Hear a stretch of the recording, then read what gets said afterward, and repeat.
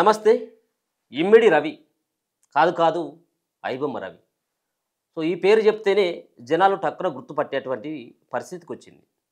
So iBomma Ravi పోలీసులకు ఎట్లా చిక్కిండు? ఏళ్ల తరబడి నడిచినటువంటి సినిమా ఫైరస్లో కీలకమైనటువంటి భాగస్వామ్యం, కీలకమైనటువంటి పాత్ర పోషించినటువంటి ఐబొమ్మ రవి చాలా రకాలైనటువంటి ప్రచారం కొనసాగుతూ ఉంది. ఒక పక్కన రవి వాళ్ళ భార్య కోసం వచ్చి విడాకుల కోసం వచ్చిన తర్వాత వాళ్ళ భార్య దొరకపట్టించింది అనేది ఒక పక్కన వాదన అయితే, సో కొత్త వాదన మళ్ళీ ఒకసారి కనబడతా ఉన్నది. ఐబొమ్మ రవి అప్పుడప్పుడు హైదరాబాద్ వచ్చేటోడట. వచ్చినప్పుడల్లా వాళ్ళ స్నేహితుడైనటువంటి ఆ వ్యక్తికి మెసేజ్ చేసుకుంటూ ఆయన ఉన్నటువంటి ఫ్లాట్కు రప్పించుకుంటాడట. సో దాంట్లో భాగంగానే సో సినిమా ఫైరస్కి సంబంధించినటువంటి విషయంలో గతంలో సవాల్ కూడా చేయడం జరిగింది ఇమ్మిడి రవి.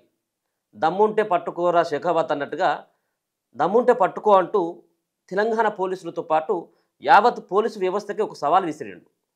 మీ వల్ల కాదు, మీరు నన్ను పట్టుకోలేరు, నన్ను ఏం చేయలేరు అని చెప్పేసి ఆయన మాట్లాడడం జరిగింది. కానీ దాని తర్వాత కొంత ఫోకస్ కనపరిచినటువంటి పోలీసులు ముఖ్యంగా తనకున్నటువంటి స్నేహితులు ఎవరు, బంధువులు ఎవరు అన్నటువంటి దానిపైన వాళ్ళ యొక్క ఫోన్ నెంబర్ల పైన వాళ్ళు ఫోకస్ పెట్టడం జరిగింది. దాంట్లో భాగంగానే హైదరాబాద్కు వచ్చినటువంటి సో కొన్ని వ్యక్తిగత అంశాలను పరిష్కరించుకోవాలన్నటువంటి ఆలోచనతో హైదరాబాద్కు వచ్చినటువంటి రవిని పోలీసులు పట్టుకోవడం జరిగింది. దాంట్లో భాగంగానే తన దగ్గర స్నేహితునికి ఒక మెసేజ్ పంపిండట. సో నా ఫ్లాట్కి రా, నేను ఆల్రెడీ ఫ్రాన్స్ నుంచి నేను హైదరాబాద్కి వచ్చిన, నా ఫ్లాట్కి రా, కలిసి మాట్లాడుకుందాం అని చెప్పేసి ఏదైతే ఒక మెసేజ్ పంపిండో ఆ మెసేజే ఇమ్మిడి రవిని, ఐబొమ్మ రవిని పట్టుకునేలాగా చేసిందనేది ఒక కొత్త వర్షన్. సరే, ఏదేమైనప్పటికీ కూడా ఇమ్మిడి రవి, ఐబొమ్మ రవి ఇప్పుడు సోషల్ మీడియాలో, మెయిన్ స్ట్రీమ్ మీడియాలో సైతం కూడా ప్రజలు పెట్టేటువంటి పోస్టులతో ఒక హీరోగా మారిపోయాడు.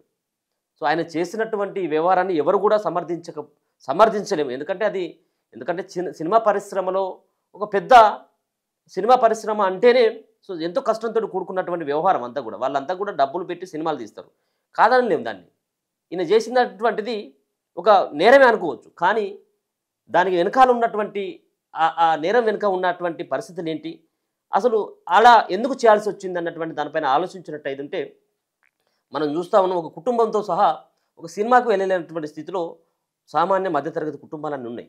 ఎందుకంటే సినిమా రేట్లు అన్నీ కూడా అడ్డగోలు రేట్లు, సినిమా టికెట్ల రేట్లు అంతా కూడా అడ్డగోలు రేట్లు.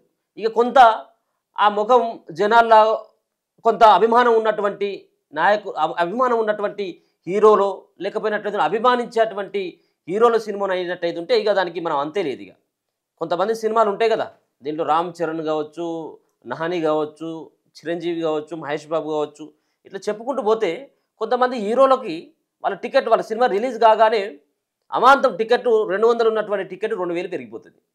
సో ఇది అంతటికి కూడా ప్రధానమైనటువంటి కారణం సినిమా ఇండస్ట్రీలో అధికంగా ఒక దోపిడీ అనేది చాలా రకంగా కొనసాగుతూ ఉంది. సామాన్య మధ్యతరగతి కుటుంబాలు సినిమాలే చూడలేనటువంటి స్థితిలో గెలిపోయినాయి. సో ఇటువంటి వాళ్ళంతా కూడా ఇమ్మిడి రవికి మద్దతు తెలుపుతూ ఉన్నారు. ఆయన ఒక హీరో అని చెప్పేసి, రియల్ హీరో అని చెప్పేసి పొగుడుతూ ఉన్నారు.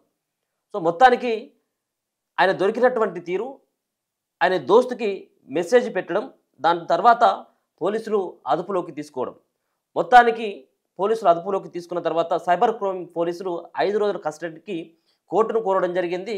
అది ఈ రోజుకు ఫినిష్ అయిపోవడం జరిగింది. సో దీంట్లో ఇమ్మిడి రవి ఏం చెప్పినట్టు, నిజంగా ఇమ్మిడి రవి అన్ని విషయాలు ఫైరస్కి సంబంధించినటువంటి విషయాలను ఏమైనా అన్నీ చెప్పిండా అంటే కనీసం ఒక్కటి కూడా చెప్పలేదట. మీరు ఏం చేస్తారో చేసుకోండి పో అని చెప్పేసి పోలీసులకు చుక్కలు చూపెడతా ఉన్నాడట. మీరు నన్ను ఇంకా ఏం చేయలేరు, నాకు వ్యక్తిగతమైనటువంటి అంశాలను నేను చెప్పగలుగుతా తప్పించి ఫైరస్కి సంబంధించినటువంటి ఏ అంశాన్ని కూడా నేను చెప్పనని చెప్పేసి మొండికేసుకున్నాడట. సో మరి ఈ రోజుకి ఆయన యొక్క విచారణ, ఆయన పోలీస్ కస్టడీ యొక్క గడువు ముగిసిపోతూ ఉంది. సో కోర్టును మళ్ళీ ఇంకొక 5 రోజుల పాటు కస్టడీ కావాలని చెప్పేసి కోరేటువంటి అవకాశం అయితే కనబడతా ఉంది. 2 అంశాలు దీంట్లో, ఆయన అరెస్ట్ అయిన తర్వాత ఏ విధమైనటువంటి శిక్షలు పడబోతా ఉన్నాయి, ఆయన పైన పెట్టినటువంటి కేసులు అన్నీ కూడా 7 సంవత్సరాలకు లోబడి పెట్టినటువంటి కేసులే. 7 సంవత్సరాలకు పైన ఉన్నటువంటి కేసులు కావు. ఒకటి అలాగే 41 CRP ఇచ్చి ఆయనను అదుపులోకి తీసుకోలేదు. ఇక మరొకటి చూసుకున్నట్టయితే ఆయనకు విదేశీ పౌరసత్వం ఉన్నది. మరి విదేశీ పౌరసత్వం ఉన్నటువంటి వ్యక్తికి మరి ఈ రాష్ట్రంలో ఆయన పైన కేసులు పెట్టి బొక్కలోకి నెట్టేటువంటి ప్రయత్నం ఏమన్నా చేస్తారా అంటే 100% ఉండదని చాలామంది అడ్వకేట్స్, చాలామంది లాయర్లంతా కూడా చెప్తా ఉన్నారు. ఇక ఆయన విషయానికి వచ్చిన తర్వాత దరిదాపుగా 22 నుంచి 23 వేల కోట్ల రూపాయలకు సంబంధించినటువంటి లాస్ చేసిందట చిత్ర పరిశ్రమకి యావత్ దేశవ్యాప్తంగా 22 నుంచి 23 వేల కోట్ల రూపాయలు.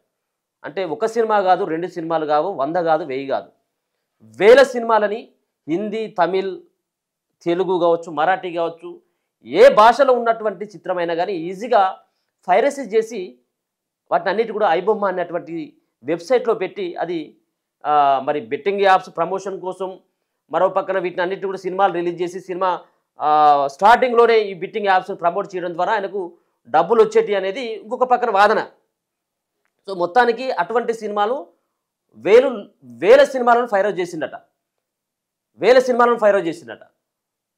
సో ఎందుకు చేసినామని చెప్పేసి అడుగుతున్నటువంటి ఆ టైంలో నాకు తెలియదు, గుర్తులేదు, మర్చిపోయా. ఈ 3 అంశాలను ప్రధానంగా పోలీసుల విచారణలో ఆయన చెప్తున్నటువంటి సమాచారాలు. పైరసీ ఎందుకు చేసినావు తెలియదు, లేకపోతే గుర్తులేదు. సో ఎవరెవరున్నారు నీ వెనకాల మర్చిపోయా. సో నువ్వు ఎంత సంపాదించినావు గుర్తులేదు. సో ఇటువంటి సంబంధించినటువంటి సమాధానాలే ఆయన నోటి నుంచి వస్తాయన్నమాట. ఒక్కటంటే ఒక్కరికి సంబంధించినటువంటి క్లూస్ సైతం కూడా సినిమా పైరసీ ఎక్కడి నుంచి జరుగుతుంది, ఎట్లా జరుగుతూ ఉంది అన్నటువంటి దానిపైన ఒక్క సమాచారం కూడా ఇప్పటివరకు పోలీసులకు ఇవ్వలేదట. సరే, నిజంగా ఐబొమ్మ రవి అరెస్ట్ అయిన తర్వాత నిజంగా ఈ పైరసీ ఏమైనా ఆగిపోయిందా అంటే అదేం లేదు. అంతకు మిక్కిలి ఐబొమ్మ 1 అట, ఐబొమ్మ 1. ఇక మూవీ రూల్స్లో ఇక నిన్న మొన్న రిలీజ్ అయినటువంటి సినిమాలు కూడా కనబడతా ఉన్నాయి మూవీ రూల్స్లో. మరి నిజంగా ఒకవేళ కనుక సజ్జనర్ గారికి ఒకవేళ ఈయన సవాల్ చేసిన తర్వాత పట్టుకున్నారు, ఓకే రవిని. మరి ఇప్పుడు మూవీ రూల్స్లో వచ్చేటువంటి సినిమాల వెనకాల ఉన్నటువంటి వ్యక్తులు ఎవరో నిజంగా ఆయన పట్టుకోవాలి. అప్పుడు రియల్ హీరోగా సజ్జనర్ గారిని చూస్తారు. మరి వాళ్ళని పట్టుకునేటువంటి సాహసం చేస్తుందా? నిన్న మొన్న మనం చూసుకోవడం జరిగింది.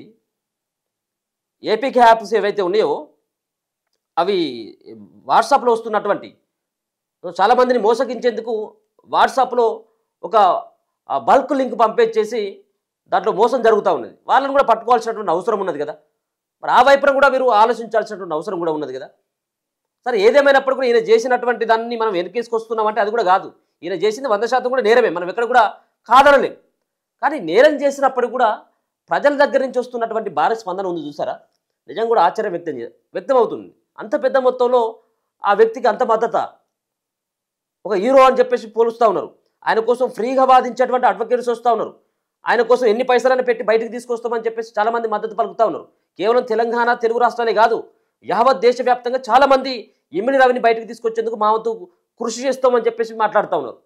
నిజంగా అటువంటి నేరం చేసినటువంటి వ్యక్తికి సైతం కూడా ప్రజల నుంచి ఆ విధమైనటువంటి భారీ స్పందన వస్తుందంటే సినీ పరిశ్రమ టికెట్ల పెంపుతోటి ఏ విధమైనటువంటి దోపిడికి పాల్పడుతుందో దీంట్లో మనం ప్రత్యేకంగా చెప్పనక్కర్లేదు. దీంట్లో సినీ పరిశ్రమ పెద్దలు సైతం కూడా ఆలోచించాల్సినటువంటి అవసరం ఉన్నది. ఒక మిడిల్ క్లాస్ పీపుల్స్కు అందుబాటులో ఉండేటువంటి విధంగా టికెట్ల రేట్లు ఉండాలి తప్పించి ఈ విధమైనటువంటి దోపిడీ, ఈ విధమైనటువంటి దౌర్జన్యం ఉంటే ఇటువంటి వైరస్లు ఇంకా చాలా పుట్టుకొస్తాయి. ఒకవేళ వాళ్ళు దొరికినప్పుడు కూడా ప్రజల నుంచి ఏ ఒక్కరైనా కానీ ఇప్పుడు ఈ సినీ పరిశ్రమకి ఎవరైనా మద్దతు పలుకుతున్నటువంటి వాళ్ళు ఉన్నారా?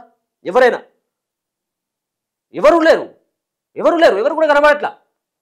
మీరు చేసినటువంటి అరాచకాలతో ఇటువంటి వాళ్ళు పుట్టుకొచ్చిందని చెప్పేసి వాళ్ళకి మద్దతు పలుకుతా ఉన్నారు. జరిగినటువంటి తీరు 5 రోజులలో పోలీసు కస్టడీకి వెళ్ళిన తర్వాత ఆయన ఏం సమాధానాలు చెప్పట్లేదు. ఇక రెండో అంశానికి వచ్చిన తర్వాత ఆయనను పట్టించింది వాళ్ళ భార్య కాదు, ఆయన చేసినటువంటి ఒక మెసేజ్. ఫ్రాన్స్ నుంచి వచ్చిన తర్వాత వాళ్ళ దోస్తుతోటి మరి పార్టీ చేసుకోవడానికా, మాట్లాడుకోవడానికా ఏందనేది తెలియదు. కానీ మొత్తానికి మాత్రం ఆ మెసేజే ఆయనను పట్టించింది అనేది మనకు ప్రధానంగా దీని ద్వారా అర్థమవుతా ఉన్నది. ఆయనైతే మాత్రం ఎవరు కూడా ఇప్పటి వరకు మరి ఐబొమ్మ 1లో కూడా మళ్ళీ సినిమాలు రిలీజ్ అవుతూ ఉన్నాయి. మరి అది ఎవరు ఆపరేట్ చేస్తున్నారు, ఎక్కడి నుంచి ఆపరేట్ చేస్తున్నారో ఎవరికి అర్థం కానటువంటి సిచ్యువేషన్. ఆయన ఎందుకు చేసినామని చెప్పేసి అన్నప్పుడు నేను జల్సాల కోసం చేసిన అని చెప్పేసి అంటున్నాడట. నేను జల్సాల కోసం అంటారు, ఏదో సినిమాలో డైలాగ్సే, ఆ సినిమాలలో కొన్ని డైలాగ్సే ఉంటాయి. కొన్ని దేనికోసం చేసినవరా ఈ నేరం అంటే నేను జల్సాల కోసం చేసిన, టైంపాస్ కోసం చేసిన అని చెప్పేసి కొన్ని డైలాగులు ఉంటాయి. సరదా కోసం చేసినామని చెప్పేసి మాట్లాడుతూ ఉంటారు కదా, సేమ్ అలాగనే ఉన్నది. అలాగనే రవి యొక్క వ్యవహారం కూడా కనబడతా ఉంది. ఎందుకు చేసినారంటే పైసల కోసం కూడా కాదట, జల్సాల కోసం, సరదా కోసం మాత్రమే చేసినట్టుగా తెలుస్తూ ఉన్నది. సో మరి మళ్ళీ కోర్టు ఏం చెప్పబోతా ఉన్నది, మళ్ళీ ఏమైనా కస్టడీకి ఇచ్చిన తర్వాత ఇంకేమైనా అవుతుందా, లేకపోయినట్టయితే కస్టడీకి ఇచ్చేటువంటి ఆస్కారం ఉంటుందా లేదనేది మనం భవిష్యత్తులో చూడాలి.